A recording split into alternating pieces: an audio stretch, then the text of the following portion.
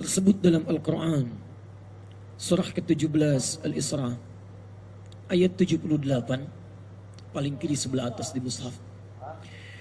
Allah Subhanahu wa taala mengistimewakan di ayat ini waktu subuh dibandingkan dengan waktu-waktu lainnya. Semua waktu salat dan ibadahnya memiliki keistimewaan, tapi subuh memiliki kelebihan dibanding yang lainnya. Allah berfirman, "Aqimis salata liduluki syamsi ila ghasaqil laili wa qur'anal fajr. Inna qur'anal fajr kana mashhuda." Tunaikan salat dengan sempurna dari mulai tenggelam matahari, dari mulai tergelincir matahari, siang maksudnya, zuhur, asar, ila ghasaqil lail, sampai tiba malam, maghrib, isya. Perhatikan baik-baik. Ketika Allah menyebutkan waktu salat dari mulai zuhur sampai dengan isya, yang disebutkan kalimat salatnya. Tapi ketika menyebutkan waktu yang terakhir, yaitu fajar, Allah tambahkan waw ataf setelahnya. Ataf menggunakan waw. Sifatnya selain memiliki hukum ma'iyah, ikut kepada waktu sebelumnya untuk menunjukkan waktu salat, juga menunjukkan ziyadah. Ada kelebihan di waktu itu, tidak sekedar hanya salatnya. Apa kelebihannya? Perhatikan kalimat Qur'annya. Wa qur'anal fajri. Fajar itu, subuh itu, bukan hanya salatnya yang penting, tapi Quran. Dalam Al-Quran ada kalimat menggunakan alif lam. Al-Quran ada tidak menggunakan alif lam. Quran. Jika disebutkan menggunakan alif lam Al-Quran, itu maksudnya firman Allah Subhanahu wa taala, kalamullahil munazzal ala khatamil nabiyyin, pada nabi yang terakhir Muhammadin sallallahu alaihi wasallam, min al-Fatihah ila an-Nas, dari surah Al-Fatihah sampai surah An-Nas. Beribadah kita berinteraksi dengannya. Seperti Al-Quran surah kedua Al-Baqarah ayat 185 paling kiri di pertengahan. Syahrul Ramadan alladzi unzila fihi al-Quran. Ada alif lamnya. Tapi kalau alif lamnya dibuang menjadi Quran, itu artinya semua jenis bacaan yang dimohonkan pada Allah Subhanahu wa taala. Salat ada bacaannya, Quran. Istighfar ada bacaannya, Quran. Doa ada bacaannya, Quran. Kalimat thayyibah ada bacaannya, Quran. Kelebihan waktu subuh dibandingkan dengan waktu-waktu yang lainnya, bukan hanya salat yang penting, tapi seluruh bacaannya, istighfarnya, doanya, permohonannya, kalimat thayyibahnya, Masya Allah. Inna Qur'an al-Fajri kana mashhuda. Seluruhnya dipersaksikan.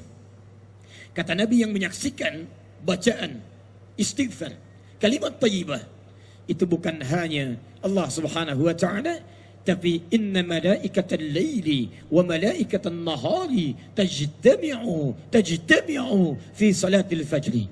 Sungguh seluruh malaikat siang dan seluruh malaikat malam semuanya berkumpul dalam salat fajar. Kalau ada yang berdoa, ia mengaminkan doanya. Kalau yang beristighfar, maka mohonkan ampunan pada Allah Subhanahu wa taala. Kalau ada yang berzikir, diikuti zikirnya. Kalau ada yang salat, dipersaksikan salatnya. Maka beruntunglah antum semua. Di antara sekian hamba Allah yang hidup sekitaran Pontianak ini, antum yang dipilih oleh Allah Subhanahu wa taala menunaikan salat subuh dengan subuh yang disebut subuh akbar ini, dengan bacaan yang insya Allah baik, dengan kalimat-kalimat yang khusyuk, dengan salat yang luar biasa baiknya. Kita bermohon kepada Allah Subhanahu wa taala, semoga bukan hanya salat kita, doa kita diaminkan oleh para malaikat, istighfar kita dimohonkan ampunan dan diampuni dosa-dosa kita oleh Allah Subhanahu wa taala insyaallah.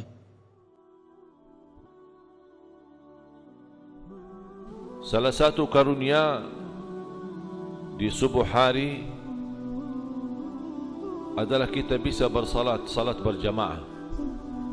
Dan Rasulullah SAW bersabda, man salla al-fajr fi jama'ah fahuwa fi dhimmatillah. Barang siapa yang salat subuh berjamaah, dia masuk dalam lindungan Allah. Selamat dari kecelakaan, selamat dari keburukan, selamat dari bahaya, selamat dari godaan syaitan, selamat dari godaan jin, dan selalu dalam lindungan Allah Subhanahu wa taala. Hanya syaratnya melaksanakan salat subuh berjamaah. Bahkan berita gembira dari Rasulullah sallallahu alaihi wasallam, "Basyirul masya'ina fi adh-dhulami ila al-masajid bin nuri tam yaum al-qiyamah." Berilah berita gembira bagi orang yang suka datang ke masjid di saat gelap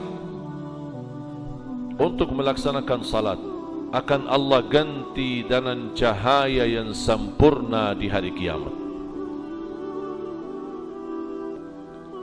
Dan ahli subuh yang mencintai subuh, yang mencintai salat subuh, pasti dijamin dia selamat dari kematian buruk dan kematian mendadak, dan dijamin insya-Allah husnul khatimah. Keberkahannya luar biasa salat subuh. Kenapa begitu luar biasa berkahnya?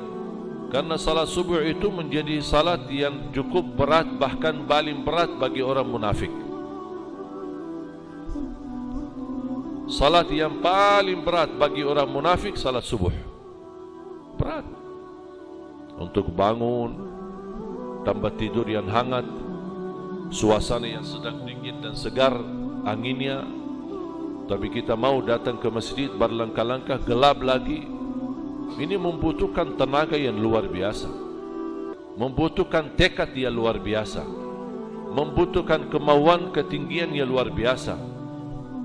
Dan itu pun tidak bisa kalau bukan karena kesempurnaan iman. Kalau tidak ada iman, malas. Buat apa bangun? Syukur-syukur kalau bisa bangun salat di rumah. Makanya jamaah sekalian, bahagialah bisa melaksanakan salat subuh berjamaah di masjid, mendapatkan berita gembira dari Rasulullah SAW, akan Allah ganti dengan cahaya yang sempurna, dan langkah-langkahmu pulang pergi bukan hanya datang, tapi pulangnya juga dihitung. Satu langkah satu darajat, satu langkah satu kebaikan, satu langkah menghapuskan. Jika subuhnya senantiasa dipelihara, itu tanda akan selamat dari neraka. Jika subuhnya tiada dia tinggal, Allah melindunginya dari segala arah. Jika subuhnya didahului dengan sunnah, pasti seluruh dunia beserta isinya dia dapat. Jika subuhnya bergelap-gelap menuju musala, di kegelapan akhirat ia dapatkan cahaya. Jika subuhnya hingga awal zuha isra, berwirid pulang, mendapat pahala umrah dan haji sempurna. Namun jika subuhnya tiada dijaga, maka pada wajahnya tiada cahaya. Jika subuhnya sengaja terlupa, tanda imannya tiada bernyawa. Jika subuhnya terasa berat, tanda munafik sudah mendekat. Jika subuh tiada peduli, tanda iman menghampiri mati. Jika subuhnya tiada berjamaah, tanda hidupnya akan hilang barakah. Jika subuhnya tiada ke masjid, tanda imannya ada penyakit. Jika subuhnya selalu terlewat, tanda imannya semakin cacat. Jika subuhnya di akhir waktu, tanda iman semakin kelabu. Jika subuhnya hari sudah siang, tanda rezekinya sudah hilang. Jika di waktu subuh masih mendengkur, tanda setan memeluknya dalam tidur.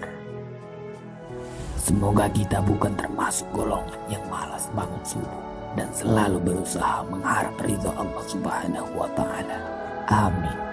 Santai di rumah, tidur-tiduran, membalaskan sakit hati hari Senin, hari Selasa, hari Rabu, hari Kamis, hari Jumat.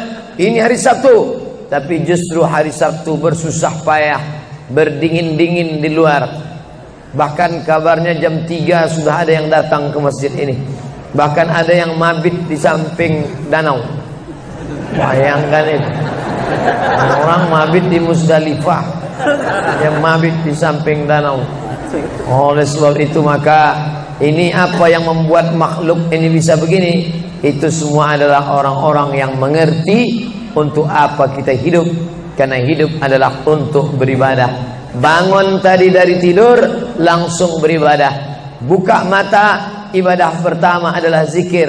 Alhamdulillahilladzi ahyana ba'dama amatana wa ilaihin nusyur.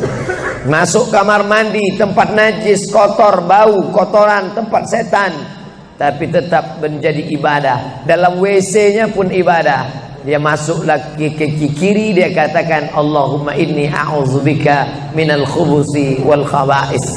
Keluar dari kamar mandi itu ibadah juga. Dia langkah kaki kanan, dia katakan ghufranaka, ghufranaka, maafkan aku ya Allah. Mengapa dia minta maaf keluar dari WC? Karena selama di WC dia tidak menyebut Allah. Lidah yang diciptakan untuk beribadah, selama di dalam tidak beribadah, maka ibadah di dalam WC hanya hatinya saja berzikir. Tak boleh menyambut seruan azan. Terdengar suara azan masuk ke WC, Allahu Akbar, Allahu Akbar, Allahu Akbar. Oh, tak boleh. Tak boleh mengucapkan salam. Assalamualaikum, Nabi diam. Assalamualaikum, Nabi diam. 3 kali diucap, Nabi diam. Selesai keluar dari toilet, WC, barulah Nabi menjawab Waalaikumsalam warahmatullah. Karena tidak boleh menyebut nama Allah, maka minta ampun keluar dari WC. Karena lidah yang semestinya dipakai untuk menyebutmu ya Allah, berzikir mengingatmu ya Allah, tadi tak kupakai selama beberapa menit di dalam. Maka dia katakan ghufranaka. Lalu kemudian melihat wajah di cermin, mana tahu ada kotoran di mata. Jangan sampai kita berjumpa sama orang di masjid, orang senyum kita senyum, yang disenyumkan orang kita. Maka lihat dulu baik-baik. Maka ketika melihat wajah, dia pun menjadi ibadah. Allahumma kama hassanta khalqi fahassin khuluqi. Sebagaimana kalau kau sudah perbaiki bentuk ciptaanku ini menjadi sempurna, maka perbaikilah akhlakku ya Allah. Lalu setelah itu berangkat dari rumah menuju masjid, beribadah juga. Bismillahi tawakkaltu 'ala Allah, la haula wala quwata illa billah. Setiap langkah kaki ke Masjid Al-Qalam ini bernilai 1 langkah menghapus dosa. Langkah kedua mengangkat derajat. Langkah ketiga menghapus dosa. Langkah keempat mengangkat derajat. Tidak tanggung-tanggung, derajatnya diangkat Allah. Siapa yang duluan datang langsung dapat di depan. Tapi ada orang terlambat tetap tinggi juga derajatnya. Mana dia? Ini yang di atas. Siapa bilang perempuan direndahkan, dihinakan? Perempuan dimuliakan. Mana contoh perempuan dimuliakan? Kalau mau tahu, datanglah ke Masjid Al-Qalam. Perempuan dimuliakan. Bapak Ibu yang dimuliakan Allah, masuk ke dalam masjid, langkah kaki kanan, Allahumma inni as'aluka min fadlik. Itu doa nanti keluar. Tapi ketika akan masuk, apa doanya? Allahumma ya Allah, iftahli, bukakan untukku abwaaba rahmatik, pintu rahmatmu, bernilai ibadah. Duduk berzikir, jangan ngobrol, jangan cerita. Foto Pak Ustaz, sikit-sikit boleh. Lalu kemudian selama itu tertulis tadi di atas. Itulah hebatnya masuk ke Masjid Al-Qalam, tidak hanya mendengar ceramah, dapat pengajian. Ketika saya masuk tadi, dengar suara azan, ada tulisan hadis riwayat Al-Bukhari. Siapa yang mendengar seruan azan lalu menyambut seperti bunyi yang diucapkan muazzin, kecuali pada hayya 'alas shalah, hayya 'alal falah, dia baca la haula wala quwata illa billah, ditutup dengan doa wasilah. Allahumma rabb hadhihi da'wati tammah wa salatil qa'imah, dimintakan untuk Nabi Muhammad, ati sayyidana Muhammadanil wasilah wal fadilah wasyarafa wad darajatal aliyatar rafi'ah. Yang kelima, wa ba'athallahumma maqaman mahmuda alladzi wa'adtah innaka la tukhliful mi'ad. maka kata Nabi, halat laku syafaati yaumal qiyamah, layaklah dia mendapat syafaatku hari kiamat. Makanya selama duduk di depan tadi tak ada satupun yang ngobrol, semuanya menyambut seruan azan. Allahu Akbar, Allahu Akbar, Allahu Akbar, Allahu Akbar. Ada kawan sebelah ngajak ngobrol, gimana bro program mancing kita? Allahu Akbar, Allahu Akbar. Nah, cerita tak tentu arah. Ini kita sedang beribadah kepada Allah Subhanahu wa ta'ala. Lalu kemudian selesai azan, salat sunat yang balasan pahalanya khairum minad dunya wa ma fiha, lebih baik daripada dunia dan seisinya. Apa itu? Qabliyah subuh. Sampai-sampai andai terlambat qabliyah subuh, tetap boleh dilaksanakan setelah subuh. Habis salat subuh barulah dilaksanakan qabliyah subuh. Tapi kalau sudah sama-sama ngaji, tapi kalau nanti pulang kampung, justru sekarang orang di kota ngaji, di kampung tidak ngaji. Zaman dulu di kampung ngaji, di kota tidak ngaji. Sekarang dunia sudah mau kiamat. Di kampung orang ngaji, di kampung orang tidak ngaji. Kenapa? Parabola masuk desa. Oleh sebab itu maka kalau di kampung itu tidak ada pengajian, mereka tidak tahu bahwa qabliyah subuh diganti setelah subuh. Nanti pas mau bulan puasa pulang kampung, jangan qabliyah subuh setelah subuh. Karena nanti begitu mereka lihat, loh apa tuh? Sejak tinggal di Bekasi ikut aliran sesat. Sebab dia tidak tahu bahwa sholat qabliyah subuh itu jangan sampai tinggal. Andai tertinggal tetap dilaksanakan setelah sholat subuh. Ayatnya diatur. Ayat pertama, qul ya ayyuhal kafirun. Ayat yang kedua, qul huwallahu ahad, Allahus samad, lam yalid wa lam yulad wa lam yakul lahu kufuwan ahad. Andai masuk ke dalam masjid, kebetulan jamnya langsung nampak kelihatan, iqamat tinggal 2 menit lagi, iqamat 2 menit, tak mungkin sholat 4 rakaat. Pilihannya tahiyatul masjid atau qabliyah, qabliyah atau tahiyatul masjid. Kalau melaksanakan tahiyatul masjid tidak dapat qabliyah, tapi kalau melaksanakan qabliyah automatically dapat tahiyatul masjid. Oleh sebab itu andai terlambat, waktu tinggal 2 menit, maka laksanakanlah qabliyah subuh. Tapi jangan gara-gara ini terlambat terus. Yang paling afdal cepat datang. Apa kata jamaah? Yang lambat kan ustaz, kami cepat datang. Bapak Ibu yang dimuliakan Allah Subhanahu wa ta'ala, selesai itu salat subuh. Kalau qabliyahnya lebih baik daripada dunia dan seisinya, apalagi salat subuhnya. Begitulah. Kalau qabliyahnya saja yang pendek ayatnya lebih baik daripada dunia dan seisinya, apalagi salat subuhnya. Lalu pahala salat subuh itu apa? Tak ada yang tahu. Makanya kata Nabi, lau ya'lamuna ma fil atamati was subhi, andai mereka tahu pahala salat subuh berjamaah, la atauhuma habwan, mereka akan datang ke Masjid Al-Qalam walaupun merangkak, habwan, lumpuh, sakit kakinya, dia akan datang. Kursi roda tak ada, yang mendorong tak ada, datang dia ke masjid ini walaupun merangkak. Kenapa mereka tidak datang? Karena mereka tidak tahu. Kenapa mereka tidak tahu? Karena mereka memang tidak cari tahu dan tak mau tahu. Dan sampai masanya mereka nanti akan menyesal saat melihat orang-orang mendapatkan balasan. Muttaqiina fiha 'alal araik, mereka duduk di atas kursi-kursi istana surga, tersenyum melihat orang-orang yang dulu tak peduli pada salat subuh. Mudah-mudahan kita semua istiqamah insyaallah.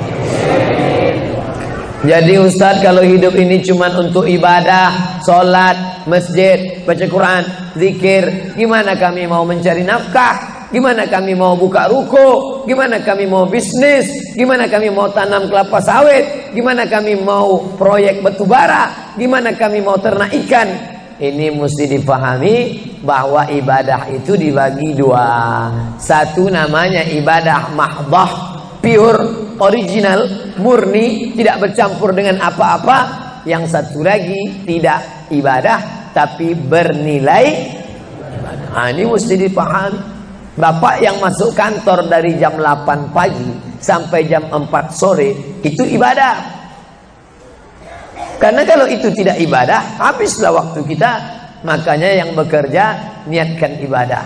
Sehingga kalau istrinya nanya, "Mas kok lama pulang?" Ibadah nih, Pak.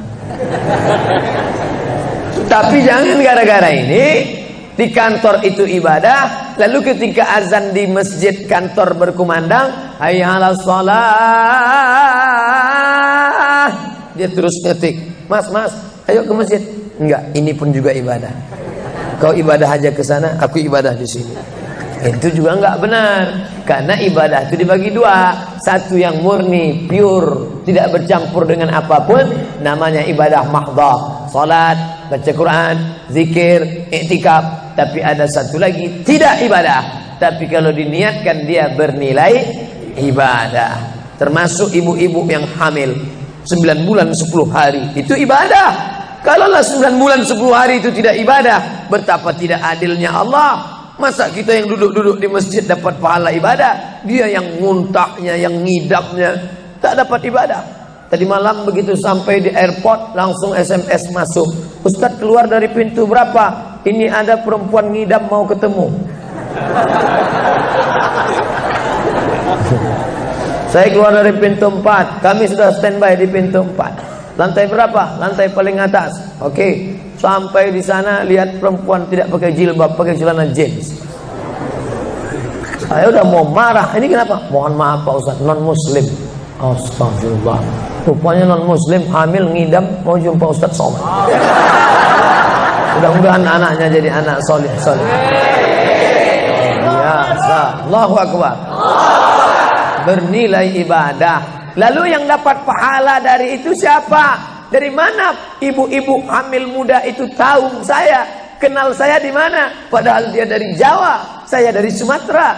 Ternyata ada orang beribadah yang tidak kita sangka ibadah. Tidak ada rukun, tidak ada syarat, tidak ada wajib, tidak ada sunat, tidak ada makruh, tidak ada mubah. Apa ibadahnya? Ya ini, merekam ceramah ini. Merekam ceramah ini ibadah. Memoto itu ibadah. Bayangkan resiko tukang foto. Saya sampai sekarang tukang foto itu resikonya. Nanti setelah tua matanya gini.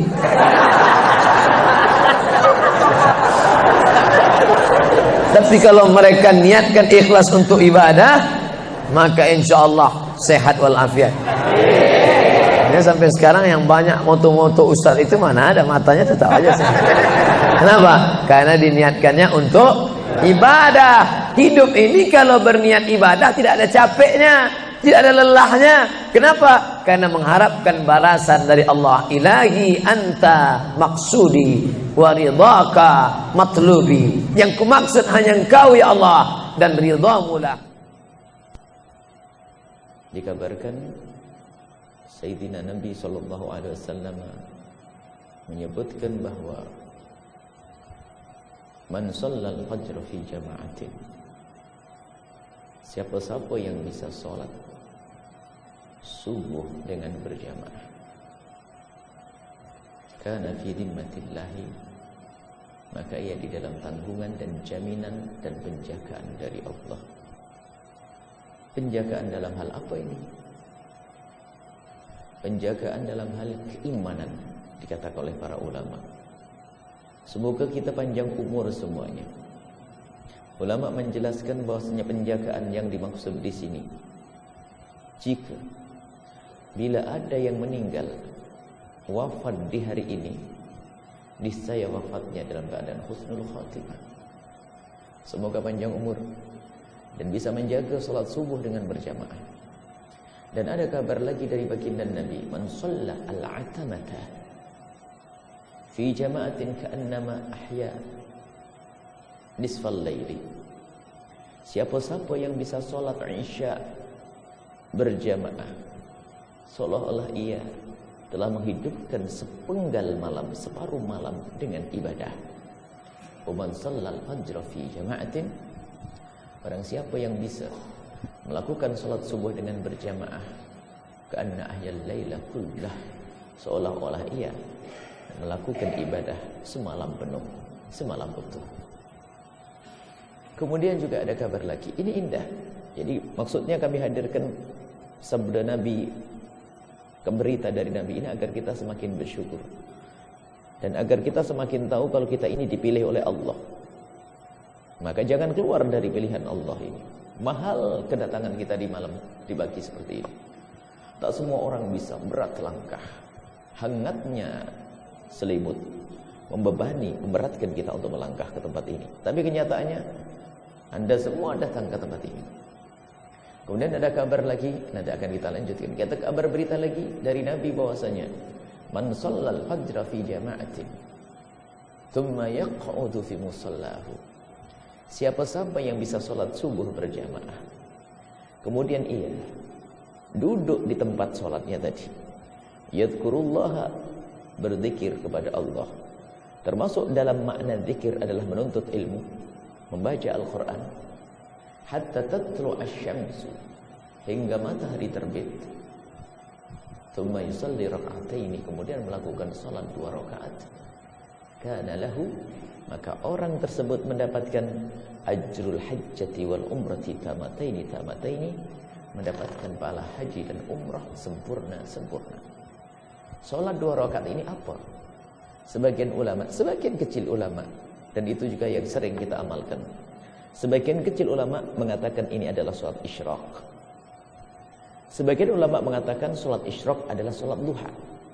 Sebagian mengatakan salat isyraq adalah kapan terbit matahari. Bila matahari terbit, maka kita sunnah melakukan salat 2 rakaat. Dan ini bukan salat duha. Ini pendapat. Dan kita juga bisa ngambil pendapat kebanyakan ulama. Salat isyraq adalah salat duha.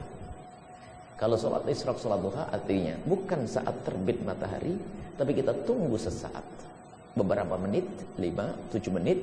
Setelah itu kita melakukan salat 2 rakaat, itu salat duha. Sampai berapa rakaat salat duha itu? Sampai 8 rakaat. Yang bisa 2 rakaat, 4 rakaat, 6 rakaat, kemudian setelah itu 8 rakaat kalau bisa. Nah, ini mendapatkan pahala haji dan umroh, dan pahala yang sesungguhnya, bukan pahala bohongan, bukan, pahala yang sesungguhnya. Begitu murahnya. Assalamualaikum warahmatullahi wabarakatuh. Perjalanan waktu fajar seperti ini setelah salat subuh, ada yang menarik untuk kita bincangkan, yaitu tentang 10 manfaat bangun subuh lalu salat subuh tepat waktu, apalagi berjamaah. Inilah kebiasaan orang-orang saleh itu, dan mereka setidaknya akan mendapatkan 10 keutamaan. Yang pertama adalah dalam riwayat Jundab dikatakan bahwa orang-orang yang sholat subuh, apalagi dia berjamaah, maka dia di dalam tanggungan Allah Subhanahu wa Ta'ala, di bawah jaminan Allah Subhanahu wa Ta'ala. Bisa dibayangkan siapa yang bisa lebih tepat dibanding Allah dalam memenuhi janjinya. Siapa yang lebih hebat dibanding Allah dalam menjaga kita semua. An Jundab ibni Abdullah bin Sufyan al-Bajli radhiyallahu anhu qala Rasulullah sallallahu alaihi wasallam, man shalla subh fahuwa fi dhimmatillah. Barang siapa yang salat subuh, dan di sini tentu berjamaah, maka dia dalam jaminan Allah. Dalam riwayat lain, janganlah kalian melanggar aturan yang membuat kalian keluar dari tanggungan Allah Subhanahu wa Ta'ala. Apa sih yang kita cari dalam hidup ini sebetulnya? Loh, kita hidup di dunia ini atas kehendak Allah Subhanahu wa Ta'ala. Dan semua hewan, mulai dari yang bisa terbang sampai melata, bahkan yang berada di dasar laut sana, semua sudah dijamin oleh Allah Subhanahu wa Ta'ala. Rezekinya, keamanannya, kesehatannya, bahkan kebahagiaannya. Karenanya berbahagialah orang-orang yang memanfaatkan waktu subuhnya untuk sholat subuh berjamaah ini, karena dia sudah mendapatkan jaminan terhebat dari Allah Subhanahu wa Ta'ala. Yang kedua adalah orang yang sholat subuhnya berjamaah itu, apalagi sudah didahului ya dengan sholat isya berjamaah, maka dia mendapatkan pahala. Itu seakan-akan dia sudah sholat malam sepanjang malam. Sebagaimana yang diriwayatkan dari Imam Muslim, man shallal isya fi jama'ah faka'annama qama nisfal lail wa man shalla subh fi jama'ah faka'annama shallal lail kullah, rawahu Muslim. Barang siapa yang sholat subuhnya berjamaah, dia dicatat mendapatkan pahala sholat malam separuh malam. Tetapi jika disempurnakan dengan sholat subuh berjamaah, maka dia dianggap sudah melaksanakan sholat malam sepanjang malam. Dia cuma sholat berjamaah waktu isya dan waktu subuh. Tapi oleh Allah Subhanahu wa Ta'ala dengan rahmatnya, dengan kasih sayangnya, dicatat mendapat pahala sholat malam semalam penuh. Yang ketiga, bara'atun minan nifaq. Orang-orang yang sudah terbiasa istiqomah sholat subuh berjamaah, apalagi tanpa dibangunkan. Anak kita anggap sudah mandiri, sebetulnya ukurannya bukan kalau sudah bisa mandi sendiri atau cari uang sendiri. Anak kita anggap sudah bisa mandiri kalau sholat subuhnya berjamaah bangun sendiri tanpa dibangunkan. Begitu juga seharusnya lembaga-lembaga pendidikan menjadikan standar kemandirian anak-anaknya. Dan tentu ini harus dimulai dari orang tua. Bahwa Rasulullah SAW bersabda, "Laisa salatun asqal 'alal munafiqin minal fajr wal 'isya." Tidak ada salat yang paling berat untuk dikerjakan oleh orang munafik lebih berat daripada salat fajar dan salat isya. Memang setan ya, di sini dia bekerja keras supaya kita tuh nggak dapat pahala salat malam semalam penuh. Jadi dua salat ini, tapi ada yang meriwayatkan juga salat asar, karena itu memang orang barangkali dalam puncak semangat pencarian rezekinya di dunia ini. Namun dalam riwayat ini, dua salat ini yang memang paling berat dikerjakan oleh orang munafik, salat subuh dan salat isya. Karena iblis marah besar kalau orang-orang ini kemudian mendapatkan pahala, mendapatkan salat semalam penuh, padahal dia cuma melaksanakan salat subuh dan salat isya berjamaah. Nah, sekali lagi berdoalah, mudah-mudahan kita, kalau kita ini orang tua, dimampukan untuk bisa mendirikan salat. Rabbi ja'alni muqimas shalah. Ya Allah, mampukanlah kami menjadi orang tua yang mampu mendirikan salat, istiqomah menegakkan salat, khususnya salat berjamaah di waktu subuh dan isya. Tetapi jangan berdoa untuk diri sendiri, supaya anak juga bisa mandiri, kita yang juga harus memintakannya. Wa min dzurriyyati. Begitu pula dengan keturunan kami, ya Allah. Mampukanlah anak-anak kami untuk bisa sholat subuh dan sholat isya minimal berjamaah setiap hari, tanpa harus kami perintah, karena kesadaran mereka kepadamu. Yang keempat, an-nur at-tam yaumal qiyamah. Orang-orang yang suka sholat subuh berjamaah itu mendapatkan sinaran cahaya yang sempurna. Maksudnya begini, ketika kita dibangkitkan dari kubur itu seperti pernah melihat serangga atau semut membuat rumah di gundukan tanah. Ketika kita kacaukan itu tanahnya, kita rusak rumahnya, wah dia berhamburan keluar. Nah begitu nanti kita dibangkitkan dari kubur. Waliyadzubillah, jangan sampai kita termasuk orang yang dalam kondisi gelap. Karena memang saat itu tidak ada cahaya. Hanya orang-orang tertentulah ketika dikeluarkan dari kubur dalam keadaan gelap gulita, tiba-tiba ada orang yang mendapatkan cahaya. Orang yang sudah suka berwudu, dia bercahaya pada saat itu. Orang-orang beriman rata-rata ada cahaya pada dirinya pada saat itu. Orang munafik, orang-orang kafir gelap, tidak ada cahaya. Namun di antara orang bercahaya ini ada yang sempurna cahayanya itu. Ada yang sempurna. Dia tidak redup cahayanya seperti yang lain.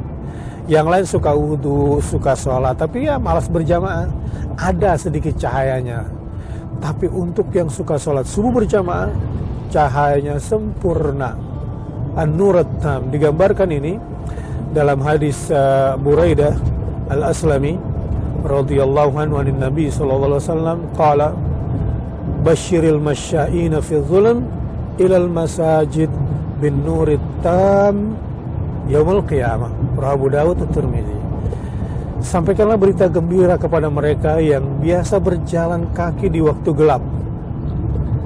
Maksudnya apa? Ya sholat subuh berjamaah dan sholat isya berjamaah. Kepada mereka sampaikan berita gembira bahwa bagi mereka disiapkan cahaya yang sempurna pada hari kiamat. Allahu Akbar. Tentu memang di sini kiasannya hari kiamat, tapi di dunia dia sudah mendapatkan pendahuluannya itu. Rabbana atina fid dunya hasanah wa fil akhirati hasanah wa qina adzabannar. Assalamualaikum warahmatullahi wabarakatuh. Alhamdulillahilladzi arsala rasulahu bil huda wa dinil haq. Asyhadu an la ilaha illallah wa asyhadu anna Muhammadan abduhu wa rasuluh. Allahumma salli ala sayyidina Muhammad wa ala alihi wa sahbihi ajma'in. Amma ba'd. Ma'asyiral muslimin muslimat, pendengar suara Selebes yang insya Allah dimuliakan dan dirahmati oleh Allah Subhanahu wa ta'ala. Pada kesempatan kita kali ini, kita akan membahas tentang balasan bagi mereka yang meninggalkan sholat. Pendengar yang terhormat, saya yakin bahwa di antara kita, alhamdulillah, termasuk umat yang tekun dan rajin menunaikan ibadah sholat. Namun, izinkan saya menyampaikan beberapa hal untuk menjadi renungan bagi mereka yang malas mendirikan sholat. Renungan itu antara lain, yang pertama, buka Al-Quran surah Al-Hajj ayat 47. Di situ Allah menjelaskan, satu kali meninggalkan sholat, Allah menghukum kita 1 hari di neraka. Berapa yang namanya 1 hari di neraka? 1 hari di neraka sama dengan 1000 tahun ukuran dunia.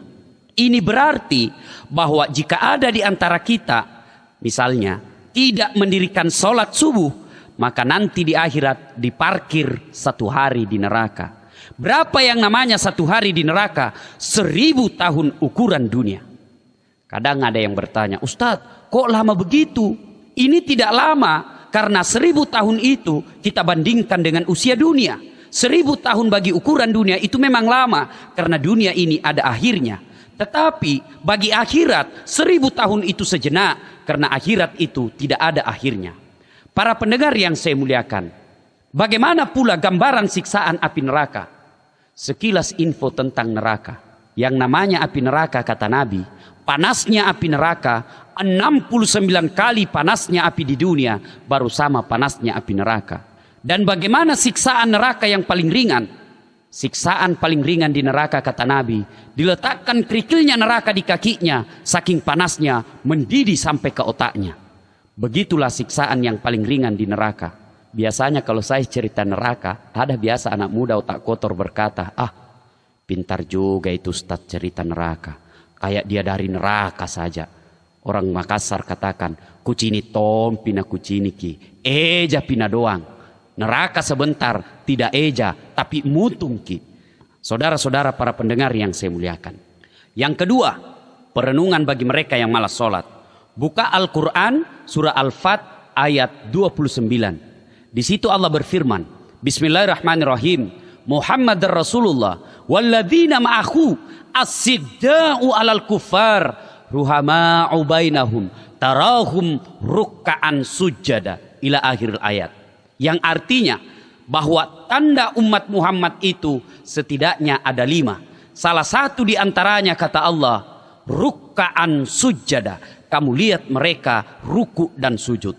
Ini artinya bahwa jika ada di antara kita puasanya baik, sedekahnya lengkap, zakatnya juga sempurna, bahkan sudah haji, tapi dia tidak sholat, kata Nabi, dia termasuk orang kafir.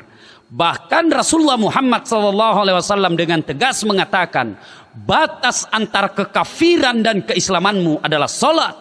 Ketika kau tidak sholat, kau kafir di hadapan Allah Subhanahu wa ta'ala. Demikian penegasan Rasulullah sallallahu alaihi wasallam yang bisa kita lihat dalam kitab Al-Lu'lu' wal Marjan jilid 2. Para pendengar yang saya muliakan, perenungan ketiga bagi mereka yang malas salat. Nabi pernah bersabda, "As-salatu miftahul khair, as-salatu miftahul jannah, as-salatu imanuddin." Salat itu kunci kebaikan, salat itu tiangnya agama, salat itu kuncinya surga. Artinya apa? Jika ada orang yang bagus akidahnya, bagus agamanya, tapi dia tidak sholat, banyak amal kebaikannya, nanti di akhirat dia tidak punya kunci kebaikan. Nanti di akhirat dia tidak punya kunci surga. Bahkan dia termasuk orang yang tidak punya tiang agama. Jika ada di antara kita tidak sholat, itu berarti tidak ada tiang agamanya, tidak ada kunci surganya, tidak ada kunci kebaikannya. Nanti di hadapan Qadir Rabbul Jalil, ketika Allah katakan misalnya, nih hambaku, ini puasamu, ini sedekahmu, ini silaturahmimu, ini dakwamu, ini membantu sesama manusia, ini semua amal-amal kebaikanmu. Mana kuncimu? Berkatalah sang hamba, apa kuncinya ya Allah? Allah katakan, kuncinya adalah sholat.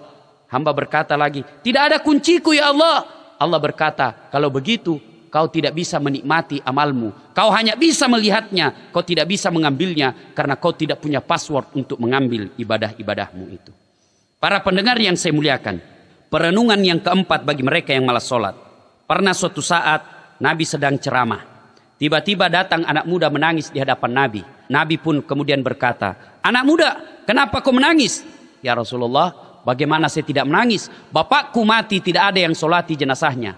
Nabi bangkit dari tempat duduk dan marah. Berdosa seluruh orang Islam yang ada di desamu. Kenapa mereka tidak solati bapakmu? Ya Rasulullah, bapakku tidak ada yang solati jenazahnya karena jenazahnya berubah jadi babi. Nabi bangkit dari tempat duduk dan heran. Betulkah ada orang yang jadi babi? Nabi datangi setelah dilihat, na'udzubillah min zalik, betul jadi babi. Nabi kemudian doakan, kemudian berubah kembali menjadi manusia, dimandikan, dikafani dan disolati. Selesai disolati, mau dimasukkan ke liang kubur, berubah kembali jadi babi. Nabi kemudian masukkan dia ke liang kubur. Apa boleh buat? Selesai dimakamkan, dipanggil anaknya. Anak muda, sini dulu. Saya ya Rasul, sembahyangkah itu bapakmu? Anak muda berkata, ya Rasulullah, seumur hidup saya tidak pernah melihat bapak saya mendirikan sholat. Ma'asyiral muslimin, para pendengar yang saya hormati. Perenungan yang kelima, di alam kubur nanti, menurut buku Tanbihul Ghafilin yang dikarang oleh Abu Laith As-Samarkandi, di situ dijelaskan bahwa orang yang tidak mendirikan sholat pada saat dia meninggal nanti di alam kuburnya, ada teman yang diutus dari neraka Jahannam, namanya Asi Suhuja Al-Uqra. Kemudian terjadilah dialog dengan jenazah dengan utusan ini. Jenazah itu berkata, man anta, siapa kamu? Kemudian berkatalah ini utusan dari neraka Jahannam, ana Asi Suhuja Al-Uqra. Sayalah ular yang ekornya cuma satu, tapi kepalanya tidak bisa dihitung. Apa tugasnya ular ini? Melilit dan mematuk sang jenazah sampai hari kiamat. Berapa lama kita disiksa ular ini? Tergantung berapa lama datangnya kiamat. Na'udzubillah, zumma na'udzubillah. Ma'asyiral muslimin yang saya hormati. Perenungan yang ke-6. Nanti di alam kubur, setelah seluruh pengantar kembali dari pemakaman, maka datanglah malaikat Mungkar dan Nakir menghampiri sang jenazah sambil menyodorkan 5 pertanyaan. Kelima pertanyaan ini harus dijawab sebelum dia melangkah ke tahap selanjutnya. Menurut para ulama, bagi mereka yang rajin sholat, tidak usah khawatir tentang pertanyaannya Mungkar dan Nakir di alam kubur. Kenapa? Jika sholatnya baik, maka seluruh pertanyaannya Mungkar dan Nakir akan dijawab oleh sholatnya. Nah, ketika seluruh pengantar jenazah sudah kembali, datanglah Mungkar dan Nakir. Kebetulan misalnya orang yang meninggal ini orang yang bagus sholatnya. Datang Mungkar menyodorkan pertanyaan. Marrabbuka, siapa Tuhanmu? Sholat berkata, kau mundur, sekarang urusan saya. Karena waktu di dunia kau rajin memelihara saya, sekarang saya yang jaga kamu.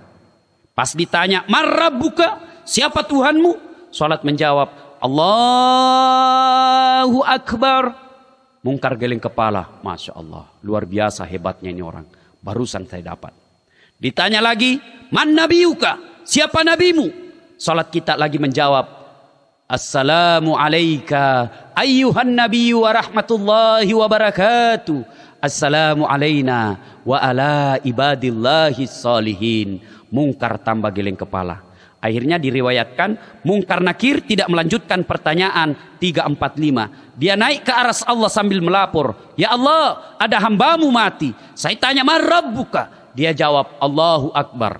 Allah katakan, Mungkar, sesungguhnya bukan orang mati itu yang menjawab pertanyaanmu, tapi karena dia baik solatnya, seluruh pertanyaanmu solatnya yang baik. Karena dia baik solatnya, tidurkan dia untuk menunggu hari kiamat, seperti nikmatnya tidur pengantin baru.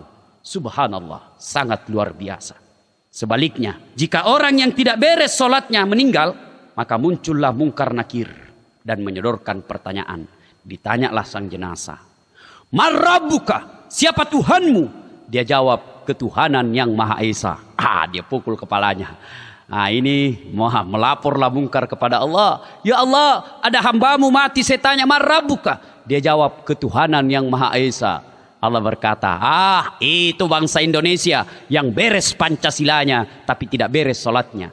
Karena dia tidak beres solatnya, tidurkan dia seperti tersiksanya orang yang sakit gigi. Na'udzubillah summa na'udzubillah. Para pendengar yang saya hormati, mengakhiri uraian ini, saya mengajak kepada kita semua untuk kembali memelihara solat 5 waktu kita.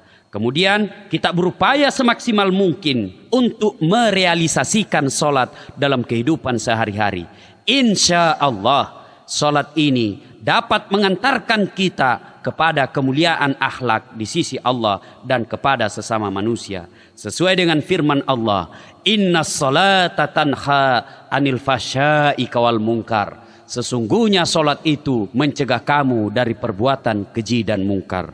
Demikian saya Das'at Latif menyampaikan. جاء في الحديث أن النبي صلى الله عليه وسلم قال ركعتي الفجر يعني النافلة خير من الدنيا وما فيها، خير من الدنيا وما فيها. أيهما أعظم، النفل أو الفريضة؟ نافلة الفجر أو فريضة الفجر؟ قال الله في الحديث القدسي ما تقرب إلي عبدي بشيء أحب إلي مما افترضته عليه. فإذا كانت نافلة الفجر خير من الدنيا وما فيها، إذن كيف فريضة الفجر؟ كيف الشأن في فريضة الفجر؟ وهنا تدرك الحرمان العظيم الذي يبوء به من ينام عن صلاة الفجر. خسر الدنيا كلها، بل خسر ما هو خير من الدنيا كلها. الآن لو عرض للإنسان متاع من متاع الدنيا الزائل ودعي إليه مبكرا في وقت مبكر لبادر إليه وسارع حتى لا يفوت عليه قليل من الدنيا. فالذي تفوته نافلة الفجر فاته في يومه شيء هو خير من الدنيا وما فيها. وإذا فاتته الفريضة فريضة الفجر فأي شيء فاته إذا كانت النافلة خير من الدنيا وما فيها. فانظر الخسران العظيم الذي يبوء به من تفوته نافلة الفجر وتفوته فريضة الفجر. وسبحان الله من يكرمه الله بأن يمسك أول اليوم. بعض السلف قال يومك مثل جملك، إن أمسكت أوله تبعك آخره. إذا وفق العبد أن يمسك اليوم من أوله، كيف يمسك اليوم من أوله؟ يمسك اليوم من أوله بالنافلة، نافلة الفجر وفريضة الفجر. إذا أمسك اليوم من أوله حفظ وكفي في يومه كله. جاء في حديث عجيب سبحان الله في الترمذي وهو حديث ثابت، حديث قدسي، يقول الله عز وجل ابن آدم اركع لي 4 ركعات من أول النهار أكفك آخره. قال ابن تيمية رحمه الله هما عندي نافلة الفجر وفريضتها أو فريضة الفجر وسنتها. اركع لي 4 ركعات من أول النهار أكفك آخره. فالذي يوفقه الله عز وجل لحفظ هذه الصلاة النافلة والفريضة كفي في يومه كله. وجاء في الحديث الآخر فهو في ذمة الله أي حفظه ورعايته.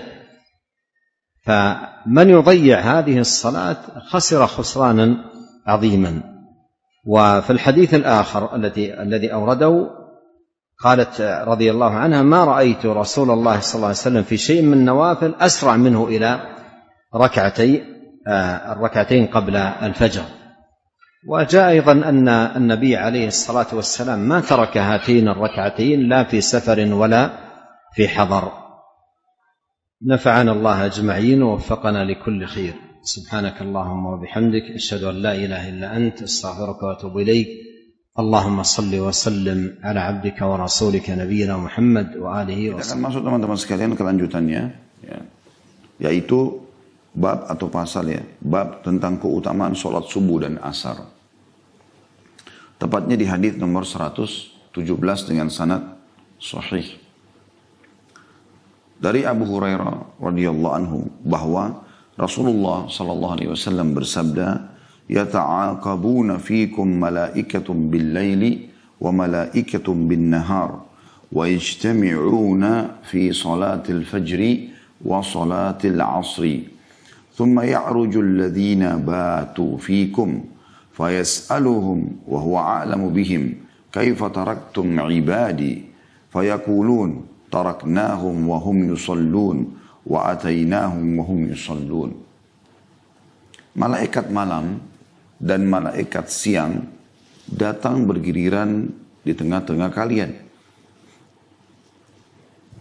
Dan mereka berkumpul pada sholat subuh dan sholat asar. Kemudian malaikat yang bermalam di tengah-tengah kalian naik di waktu asar itu. Lalu Allah bertanya kepada mereka. Padahal dia, Allah, lebih tahu tentang mereka. Bagaimana kalian meninggalkan hamba-hambaku? Maka para malaikat menjawab, kami meninggalkan mereka dalam keadaan mengerjakan sholat. Dan kami datang kepada mereka dalam keadaan mereka mengerjakan sholat. Hadis ini diriwayatkan oleh Bukhari dan Muslim. Hadis ini tentu atau dalam bab ini cuma satu buah hadis yang diangkat. Dan kita insya Allah akan coba hubungkan dengan beberapa hadis dalam syarahnya. Kita akan coba seperti biasa membedah dulu hadis ini dan coba mengambil mutiara-mutiaranya. Semoga Allah berkahi insya Allah. Potongan pertama hadis adalah yata'aqabuna fikum malaikatun bil-laili wa malaikatun bin-nahar. Sesungguhnya malaikat malam dan malaikat siang datang bergiliran di tengah-tengah kalian. Berarti ini menunjukkan tentang adanya iman kepada malaikat. Dan malaikat adalah makhluk Allah, sebagaimana Nabi SAW sebutkan dalam sebuah hadis yang sahih, diciptakan dari cahaya. Jin dari api dan manusia dari tanah.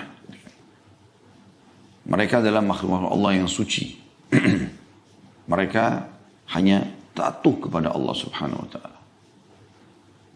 Jadi mereka tidak bermaksiat sama sekali. Allah sebutkan dalam surah Tahrim, surah nomor 66 ayat 6. La ya'sunallah, a'udzu minasyaitonir, la ya'sunallah ma amarum wa yaf'aluna ma yu'marun. Potongan ayat tentunya ini, saya ambil langsung saksi bahasannya. Mereka tidak pernah bermaksiat kepada apa yang diperintahkan Allah kepada mereka, artinya selalu patuh.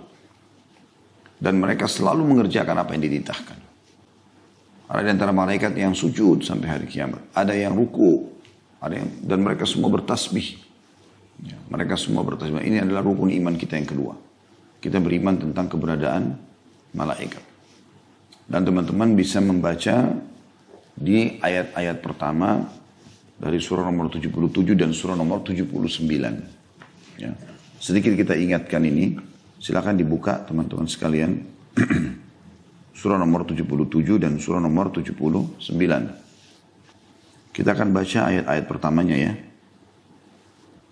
Kembali mengingatkan lagi tentang masalah malaikat. 77 Al-Mursalat.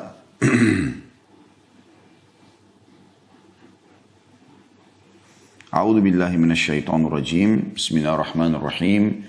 Wal mursalati 'urfa. Dan malaikat-malaikat yang diutus untuk membawa kebaikan. Jadi mereka punya tugas macam-macam. Membawa kebaikan, membawa berita gembira. Ya. Dan membawa kebaikan di sini adalah semua rezeki. Mereka membagikan juga bisa bermakna itu. Yang kedua, fal-asifati asfa. Dan malaikat-malaikat yang terbang dengan kencangnya. Ya. Jadi mereka memang Allah berikan sayap.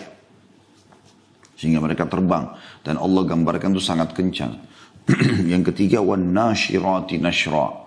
Dan malaikat-malaikat yang menyebarkan rahmat Tuhan dengan seluas-luasnya. Ya. Jadi di ayat kedua ini, fal-asifati asfa. Ini tadi ada hubungannya dengan bahasan kita juga ya. Bagaimana malaikat itu silih berganti. Yang berjaga sampai asar itu naik ke langit dan ketemu dengan Allah Subhanahu wa taala. Kemudian ada malaikat yang datang sebelum mereka ganti giliran, ketemu di waktu itu. Yang datang pas waktu asar, orang-orang lagi pada sholat, ya. Kemudian yang berjaga sampai asar dari malamnya itu akan naik ke langit melapor. Dan ini datang. Nanti ketemu lagi mereka di waktu sholat subuh. Jadi subuh sama asar. Ya. Dari subuh sampai asar. Kemudian asar sampai subuh lagi. Ya. Yang satu datang melihat, menjaga. Kemudian yang satu melaporkan kepada Allah Subhanahu wa taala. Dan mereka bertemu dengan Allah Subhanahu wa taala. Dan Allah mudahkan untuk melaporkan itu dengan sangat cepat. Karena mereka bisa terbang. Kemudian ayat 4-nya fal-fariqati farqa, dan malaikat-malaikat yang membedakan antara hak dan batil dengan sejelas-jelasnya. Jadi artinya tidak bisa orang menipu malaikat. Anda bisa menipu manusia, bisa wajahnya senyum tapi hatinya gerutu misalnya, atau dia kelihatannya baik tapi ternyata dalam hatinya ada niat untuk melakukan satu keburukan atau kriminal atau kejahatan, maka malaikat tahu itu. Ayat 5-nya fal mulkiyati dzikra, dan malaikat-malaikat yang membawa wahyu. Ya. Kemudian selanjutnya kita pindah ke ayat atau surah 79. Ya. Surah An-Nazi'at. Di ayat-ayat pertamanya berbicara tentang malaikat juga. A'udzubillahi minasyaitonirrajim. Bismillahirrahmanirrahim. Wan-nazi'ati gharqa. Dan malaikat-malaikat yang mencabut nyawa dengan keras. Ini tentu dalam surah Al-Anfal disebutkan tentang orang-orang kafir ya, yang dicabut dengan keras oleh para malaikat. Kemudian yang kedua, wan-nashitati nashta, dan malaikat-malaikat yang mencabut nyawa dengan lemah lembut orang-orang beriman. Sebagaimana Allah juga jelaskan dalam Al-Quran ya. Kalau orang beriman akan meninggal dunia, maka para malaikat mengatakan, ya ayyatuhan nafsul mutmainnah irji ila rabbiki radiyatan mardiyah. Hai orang-orang, hai jiwa orang-orang beriman, ya, jiwa yang tenang dengan keimanan, pulanglah kepada Tuhanmu, ya, yang dengan keridhaan atau diridhai dan penuh dengan ketenangan. Kemudian yang ayat 3-nya kita kembali tadi ke An-Nazi'at was-sabihati sabha, dan malaikat-malaikat yang turun dari langit dengan cepat. Nah ini tadi masuk dalamnya hadis ini juga bahasan kita. Naik turun ke langit melaporkan kepada Allah Subhanahu wa taala. Dan ini juga menandakan tentu ada isbat kalau Allah Subhanahu wa taala ada di atas langit sana, ya. Kemudian yang keempat, fas-sabiqati sabqa, dan malaikat-malaikat yang mendahului dengan kencang. Lalu yang kelima, fal-mudabbirati amra, dan malaikat-malaikat yang mengatur urusan dunia. Ya, jadi apapun sifatnya di dunia ini, maka para malaikat yang mengaturnya. Pergantian siang malam, itu tentu sesuai dengan perintah sang pencipta Allah. Kemudian populasi manusia, populasi jin, hewan-hewan, tumbuh-tumbuhan, dan seterusnya. Ya, semua itu. Jadi potongan pertama adalah adanya iman kepada malaikat. Ya. Kemudian bagaimana mereka bergilir dalam mengawasi manusia. Ya, mereka bertugas mengawasi manusia. Ini salah satu ya, tugas yang Allah SWT bebankan kepada para malaikat. Mereka, walaupun Allah ala kulli syai'in qadir, Allah mampu mengerjakan apapun yang Allah inginkan, tapi Allah menciptakan makhluknya untuk diperintahkan mengerjakan apa yang dia inginkan. Kemudian mereka ini yang mengawasi manusia. Potongan keduanya di sini dikatakan wa yajtami'una fi salatil fajri wa salatil asri. Dan malaikat-malaikat yang menjaga ini saling bergiliran, mereka bertemu tepatnya di sholat subuh dan sholat asar. Makanya penulis menulis ini keutamaan sholat subuh dan asar. Karena di sholat subuh, malaikat yang sudah bertugas dari asar kemarin, itu akan naik melapor kepada Allah. Dan yang akan berjaga dari subuh itu sampai asar, itu baru datang. Dan bersamaan, mereka datang bertepatan di waktu sholat. Di waktu sholat, ya. Sehingga malaikat yang naik ke langit melapor, Allah tanya, lagi apa hambaku? Maka mereka bilang lagi sholat.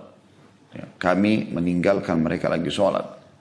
Dan pada saat asar dia datang, malaikat yang ini mau pergi lagi, juga melaporkan hal yang sama.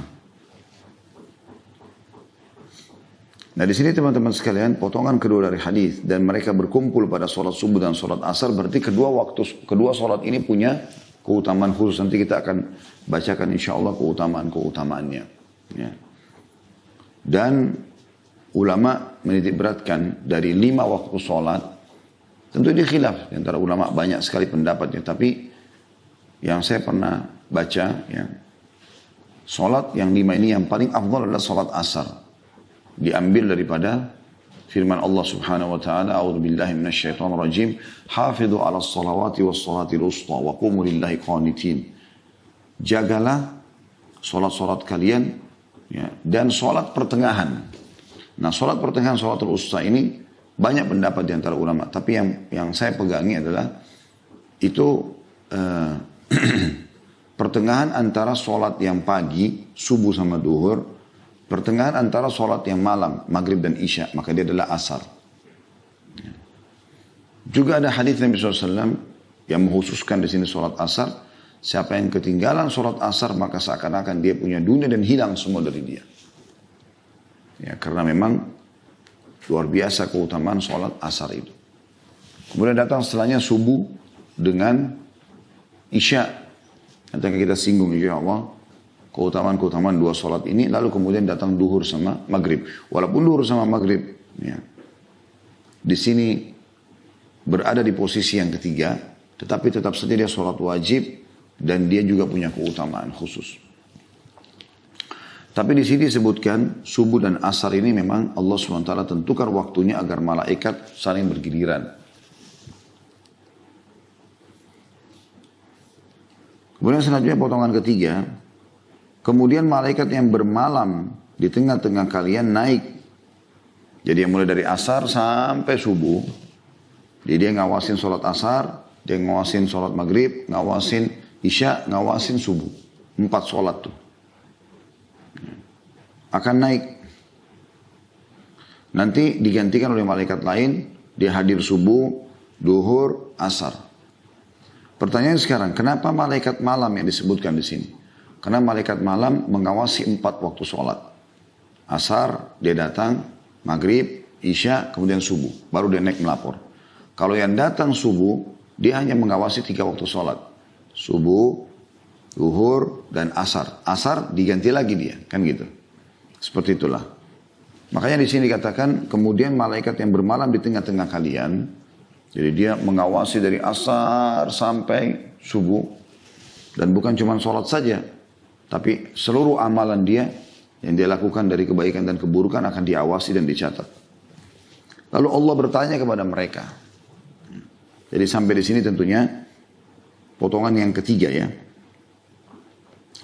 Jadi potongan pertama malaikat malam dan malaikat siang iman kepada malaikat dan mereka bergiliran. Potongan kedua mereka berkumpul pada sholat subuh dan sholat asar. Ini keutamaan yang kedua. Tentang keutamaan sholat ini akan kita sebutkan insya Allah. Potongan yang ketiga kemudian malaikat yang bermalam di tengah-tengah kalian, ya, naik. Ini potongan ketiga. Ya. Artinya mereka akan naik ke langit. Dan ini menandakan Allah Subhanahu wa ta'ala berada di atas langit. Itulah sebabnya pernah ada seorang laki-laki atau seorang di Madinah lewat di hadapan Nabi SAW. Dan bersamanya ada seorang budak. Lalu Nabi SAW mengatakan, berhenti sebentar, saya ingin tanya budak ini. Maka majikannya mengatakan, silakan tuannya. Lalu kata Nabi SAW, di mana Allah? Pertanyaan itu. Maka wanita tersebut mengatakan di langit. Lalu kata Nabi SAW, siapa saya? Kata wanita tersebut, Anda adalah utusannya. Kata Nabi SAW, bebaskan budakmu ini karena dia adalah orang yang beriman. Maka kita juga kalau berdoa, angkat tangan ke langit. Nabi SAW seringkali menunjuk ke langit pada saat berdoa. Angkat tangan ke langit. Bahkan kata Nabi SAW, Allah ya, memiliki sifat pemalu. Ini sifat mulia dari Allah Subhanahu Wa Taala. Itu tidak sama dengan makhluknya. Dan dia malu kalau hambanya mengangkat tangannya ke langit, kemudian dikembalikan dalam keadaan kosong. Ini potongan ketiga. Potongan yang keempat, Allah bertanya kepada mereka, padahal dia lebih tahu tentang mereka. Ini potongan keempatnya ya. Ini ada isbat sifat kalam untuk Allah Subhanahu Wa Taala. Penentuan sifat kalam Allah Subhanahu Wa Taala. Makanya kita bilang Al-Quran bukan makhluk. Dan dia adalah kalamullah. Perkataan Allah. Karena kalau kita katakan makhluk, ya, sebagaimana yang lainnya makhluk, misalnya manusia, jin dan segala macam, maka berarti ada bagian dari Allah yang makhluk. Karena itu perkataan Allah SWT. Kalamullah. Ya. Nah kita mengimani sebagaimana Imam Ahmad rahimahullah mempertahankan itu. Kalau Al-Quran ghairu makhluk. Kalamullah ghairu makhluk. Perkataan Allah yang tidak, bukan makhluk. Gitu ya. Dan Allah berbicara sesuai dengan kemahabesarannya, kemahasempurnaannya, dan kita mengimani apa adanya. Makanya kan juga tentang Nabi Musa alaihissalam, ini pernah kita singgung di beberapa hadis yang lalu ya. Allah Subhanahu Wa Taala mengatakan, "A'udzubillahi minasyaitonir rajim, wa kallama Allah Musa taklima." Dan Allah mengajak bicara Musa secara langsung. Lalu di sini ada pelajaran penting, dikatakan bertanya kepada mereka dan langsung dijawab setelah itu ya. Karena kalau tidak ada jawaban ini mungkin manusia akan bisa menyangka, oh berarti Allah ada yang tidak diketahui. Lalu dikatakan, padahal dia lebih mengetahui tentang mereka. Maksudnya mengetahui tentang hamba-hamba yang di bumi dan juga para malaikat ini. Apa yang dikerjakan Allah tahu semua. Allahu ala kulli syai'in qadir. Allah itu mampu mengerjakan apapun dan mengetahui segala sesuatunya. Ya. Wa qad ahata bi kulli syai'in ilma, dan Allah meliputi segala sesuatu dengan keluasan ilmunya. Allah sudah tahu tapi Allah jadikan sunnatullah, peraturan. Pertanyaan itu adalah bagaimana kalian meninggalkan hamba-hambaku. Pada saat kalian datang melapor di aku ini di waktu subuh, melapor, bagaimana kalian tinggalkan tuh? Dari asar kemarin, asar, maghrib, isya, subuh. Maka mereka menjawab, kami meninggalkan mereka dalam keadaan mengerjakan sholat. Dan kami datang, pada saat datang, kemarin kan dia tugas tuh malaikat ini. Asar, maghrib, isya, subuh. Nah kan sebelumnya dia datang di waktu asar hari kemarin tuh. Maka mereka melaporkan. Pada saat kami datang di waktu asar mereka lagi sholat. Pada saat kami pergi pun di waktu subuh tinggalkan mereka, mereka lagi sholat. Makanya keutamaan sholat asar dan sholat subuh. Karena itu yang menjadi fokus laporan kepada Allah Subhanahu Wa Taala. Seperti itulah. Dan ini teman-teman juga menandakan ada keutamaan khusus ya bagi orang yang sholat di awal waktu. Dan cukup banyak hadis yang membicarakan tentang masalah awal waktu. Baik, kita lengkapkan bahasan kita di bab ini teman-teman sekalian dengan saya coba bacakan beberapa hadis yang ditulis oleh Imam Nawawi rahimahullah, disusun sebenarnya oleh Imam Nawawi. Hadis ini sudah ada di dalam bab keutamaan sholat subuh dan asar. Tepatnya itu di bab nomor 188 dari kitab Riyadhus Shalihin. Dan nomor hadisnya 1054. Bunyinya dari Abu Musa al-Asy'ari radhiyallahu anhu bahwa Rasulullah SAW bersabda, "Man shallal bardaini dakhalal jannah." Artinya, barang siapa yang melaksanakan sholat subuh dan asar, maka dia masuk surga. Hadis ini muttafaqun alaih atau riwayat Bukhari Muslim. Nah, berarti menandakan memang dua sholat ini difokuskan. Subuh dan asar atau asar dan subuh. Juga dalam hadis yang lain, ini ada jaminan surga bagi mereka. Hadis yang lain nomor 1055. Tentu Kenapa di sini sebagian ulama ada yang memberikan gambaran kenapa subuh dan asar? Karena umumnya di dua waktu ini manusia umumnya beristirahat. Di waktu subuh itu mereka tidur malam, di waktu siang ada disilakan atau ada dikenal dengan kailula, istirahat siang. Biasanya orang mulai agak letih di waktu-waktu ini, butuh istirahat. Ya. Maka biasanya ada orang kalau tidur siang kebablasan asarnya gitu kan, kelewatan. Nah di sini teman-teman sekalian disebutkan keutamaannya. Hadis selanjutnya nomor 1055 dari kitab Riyadhus Shalihin dari Abu Zuhair Umarah bin Ru'aibah radhiyallahu anhu, beliau berkata, saya mendengarkan Rasulullah SAW bersabda, "La yalijan nara ahadun shalla qabla tulu'i syams wa qabla ghurubiha." Tidak akan masuk neraka orang yang sholat sebelum terbit matahari dan sebelum terbenamnya. Maksudnya adalah sholat subuh dan sholat asar, riwayatkan Imam Muslim. Jadi di sini ada yang mengatakan subuh dan asar, ini pendapat yang paling umum dipilih oleh para ulama, termasuk Imam Nawawi sendiri rahimahullah. Dan juga bisa bermakna tidak akan masuk neraka orang yang sholat sebelum terbit matahari dan sebelum terbenam matahari, maksudnya kelima waktu sholat. Karena memang semuanya masuk di sini kan, terbit dan terbenam matahari. Terbenam matahari berarti maghrib, isya, subuh. Terbit matahari, ya, atau bisa saja maghrib sama isya. Terbit matahari bisa masuk dalamnya terbit fajar yang untuk subuh ya, bukan berarti terang matahari semuanya. Maka subuh, duhur, dan asar. Ini bisa masuk juga dalam makna ini tentunya. Juga dalam hadis diriwayatkan atau disangka juga oleh Imam Nawawi nomor 1056 selanjutnya dari Jundub bin Sufyan radhiyallahu anhu, beliau berkata, Rasulullah SAW bersabda, "Man shalla subha fahuwa fi dhimmatillah. Fanzur ya ibn Adam la yatrubannaka Allah min dhimmatihi bi syai'." Barang siapa yang melaksanakan salat subuh, maka dia berada dalam lindungan Allah. Ya. Maka perhatikanlah wahai anak Adam, jangan sampai Allah menuntutmu sedikit pun karena perlindungannya. Diriwayatkan oleh Imam Muslim. Artinya hati-hati, jaga. Jangan sampai kalian luput sholat subuh. Apakah itu berjamaah di masjid bagi laki-laki atau ibu-ibu sholat di rumah, atau mungkin kayak zaman kita sekarang sholatnya di rumah karena adanya corona gitu kan. Terutama di zona merah kita bicara ya. Karena kita berharap tentu di zona hijau yang tidak ada masalah, tetap mereka menjaga sholat itu. Maka mereka berada di naungan Allah subhanahu wa ta'ala, artinya mereka dijaga sama Allah sampai besok pagi lagi. Juga dalam hadis lain diangkat juga oleh Imam Nawawi nomor 1058. Saya langkai nomor 1057-nya, karena hadis 1057 adalah hadis yang sedang kita bahas ini. Yang ada di dalam sahih hadis qudsi tadi ya.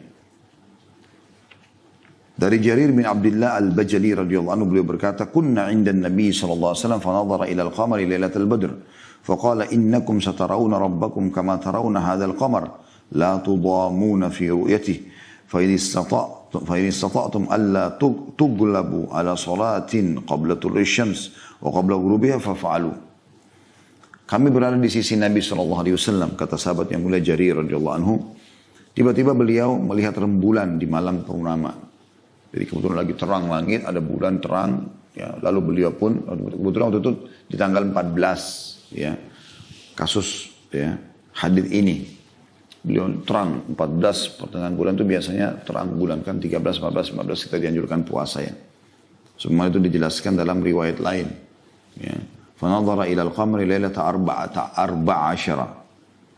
Beliau melihat rembulan pada malam ke-14. Lalu beliau bersabda sallallahu alaihi wasallam, sungguhnya kalian akan melihat Rabb kalian sebagaimana kalian melihat rembulan ini. Nah, bagi teman-teman yang belum pernah lihat bisa melihat itu. Tapi bulan Hijriah ya, tanggal 13, 14, 15. Nah, tanggal 14 itu puncak-puncaknya. Kita akan lihat bulan itu besar dan terang gitu. Maka Nabi SAW waktu lihat itu mengatakan kepada para sahabat, sungguhnya kalian akan melihat Rabb kalian sebagaimana kalian melihat rembulan ini. Maksudnya di hari kiamat nanti. Kalian tidak akan bersusah payah dalam melihatnya. Maka jika kalian mampu untuk tidak terlewatkan oleh sholat sebelum terbit matahari dan sebelum terbenam matahari, maka lakukanlah. Tentu yang dimaksud sini adalah tadi dua pendapat, ada yang mengatakan subuh sama asar, ada yang mengatakan 5 waktu sholat itu semua, karena semuanya masuk ya di istilah ini ya, sebelum terbit matahari dan sebelum terbenam matahari. Dan dalam riwayat yang lain nomor 1059 dari Buraidah radhiyallahu anhu, beliau berkata Rasulullah SAW bersabda, "Man taraka salat al-asri faqad habita amalu." Barang siapa meninggalkan salat asar maka terhapus seluruh amalnya. Diriwayatkan oleh Imam Bukhari. Ya. Jadi ini teman-teman sekalian, kita bisa lihat bagaimana ya ancaman yang sangat tegas. Orang kalau tidak sholat subuh, ya, maka dia lepas dari naungan Allah, dan dia kalau tidak sholat asar, meninggalkannya, maka hancur seluruh amal yang pernah dia lakukan. Dan ini yang menjadi bahasan kita tentunya dalam bab ini ya, tentang keutamaan sholat subuh dan asar.